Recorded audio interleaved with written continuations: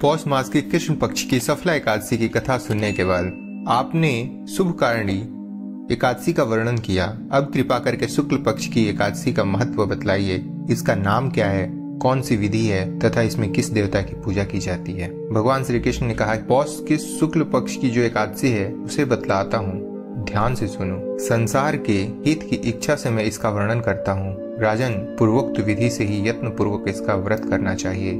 इसका नाम पुत्रदा है। यह सब पापों को हरने वाली उत्तम तिथि है।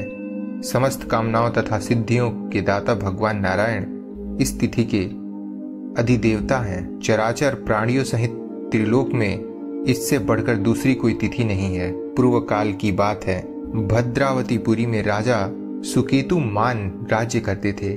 उनकी रानी का नाम चंपा था। राजा को बहुत समय तक कोई वंशधर पुत्र नहीं प्राप्त हुआ, इसलिए दोनों पति पत्नी सदा चिंता और शोक में डूबे रहते थे। राजा के पितर उनके दिए हुए जल को बहुत ही शौक से लिया करते थे कि इसके बाद हमें कौन जल देगा जो हम लोगों का तर्पण करेगा। यह सोच सोच कर पितर दुखी रहते थे।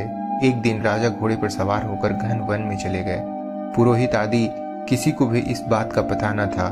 मृग और पंछियों से सेवित उस सघन जंगल में राजा भ्रमण करते हुए मार्ग में कहीं सियार की बोली सुनी नहीं पड़ी तो कहीं उल्लुओं की। जहां तहां रिक्ष मृग दृष्टिगोचर हो रहे थे।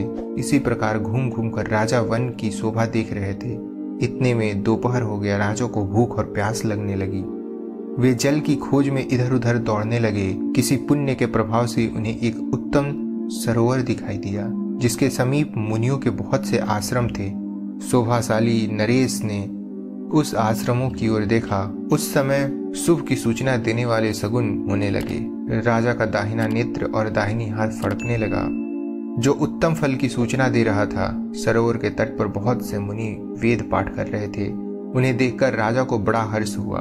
वे घोड़े से उतरकर मुनियों के सामने खड़े हो गए और पृथक पृथक उन सब की वंदना करने लगे। वे मुनि उत्तम व्रत का पालन करने वाले थे। जब राजा के हाथ जोड़कर बारंबार दंडवत किया तब मुनि बोले कि राजन, हम लोग तुम पर बहुत प्रसन्न हैं। तब राजा ने कहा कि आप लोग कौन हैं, आपके नाम क्या है तथा आप लोग किसके लिए यहाँ एकत्रित हुए हैं, यह सब सच सच बतलाइए। मुनि ने कहा कि हे राजन, हम लोग विश्वदेव हैं, यहाँ स्नान करने के लिए आए हैं। माघ निकट आया है। आज से 5वें दिन माघ स्नान का आरंभ हो जाएगा। आज ही पुत्रदा नाम की एकादशी है जो व्रत करने वाले मनुष्यों को पुत्र देती है। राजन ने कहा, विश्वदेवगण, यदि आप लोग प्रसन्न हैं तो मुझे पुत्र दीजिए। मुनि बोले, राजन, आज के दिन पुत्रदा नाम की एकादशी है। इसका व्रत बहुत विख्यात है। तुम आज इस उत्तम व्रत का पालन करो। महाराज, भगवान केशव के प्रसाद से तुम्हें अवश्य ही पुत्र की प्राप्ति होगी।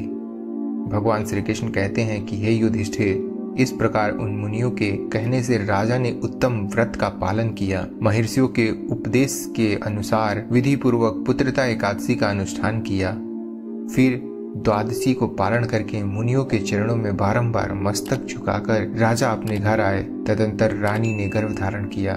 प्रसव काल के आने पर पुण्य कर्मा राजा को तेजस्वी पुत्र प्राप्त हुआ जिसने अपने गुणों से पिता को संतुष्ट कर दिया। वह प्रजाओं का पालन करता हुआ।